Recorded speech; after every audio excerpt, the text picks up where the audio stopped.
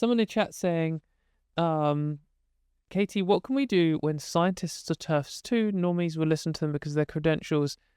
I mean, this is a problem in general with anything, not just trans people, that some of the people who are allegedly experts are actually like science denying quacks.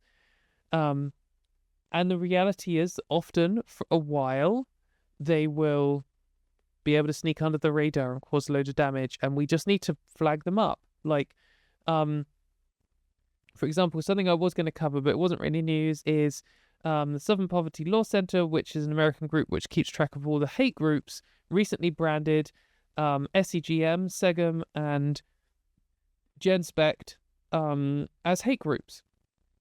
And they were created in order to create like a fake aura of like legitimacy and alternative trans healthcare, and like the idea is they make these like legitimate looking groups in order to trick people. Like that's the whole point. They're trying to conceal what they're up to, and it's full of like quacks with credentials but no real expertise and who are irrational and hate trans people and stuff. And the way we stop these groups is by calling them out, like writing articles about them, making your your political representatives aware of them, making sure the community's aware of them. Like, some people fall for this stuff. If you came out yesterday as a trans person and you're not part of this community or whatever, you're not on Blue Sky, you don't know, and your doctor recommends that you go to a SEGM conference or something instead of getting real healthcare, that could harm you. We need people to know about it.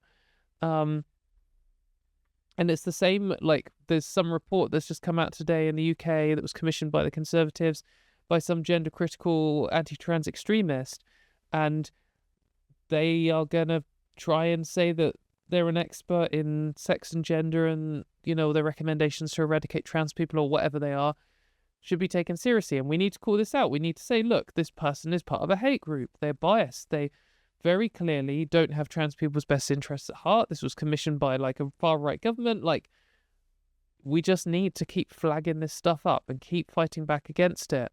And yeah, like there are young earth creationists, there are misogynists, there are racists who are also scientists and who push all these anti-science views, and we need to destroy their reputations. You do that not by lying about them like they do us. When transphobes, sexists, racists, misogynists try and destroy our reputations, they do it by lying. They do it by making stuff up. We don't need to do that. You need to expose them for who they are. You need to point out, no, this person is not some neutral, concerned expert who's come to a rational conclusion. Look, they are part of a hate group. They have signed this thing that says they want to remove all these people's rights. They are married to someone who is part of a hate group. They are part of this major campaigning lobbying group. They've received money from these people. They're connected to these politicians. And just keep pointing this stuff out over and over again. Because it takes time. But it does. Like, all of these, they really do hide what they're up to. They really try and conceal it. They're never open about it because they know as much as you do their reputation as like a legitimate scientist is based on people not knowing about them. Not knowing what they're really doing. That they're intentionally deceitful. For all of the stuff they go around, the stuff they go around saying that trans people are inherently dishonorable, inherently deceitful, it's projection. They know what they're doing. Like, they hide all of their like connections and stuff, come up with all of these like nice words like, oh no, we're not conversion therapists, we're gender critical therapists, or we just want exploratory therapy. Like, the conversion therapy itself was a rebrand in order to make it sound nice, because what they were doing was obviously horrible.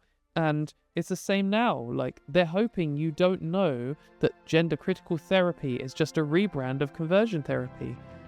If they were confident in what they were doing, they would just proudly call it conversion therapy and support it. But they know it's bad. They know what they're doing isn't defensible, and so they try and hide it.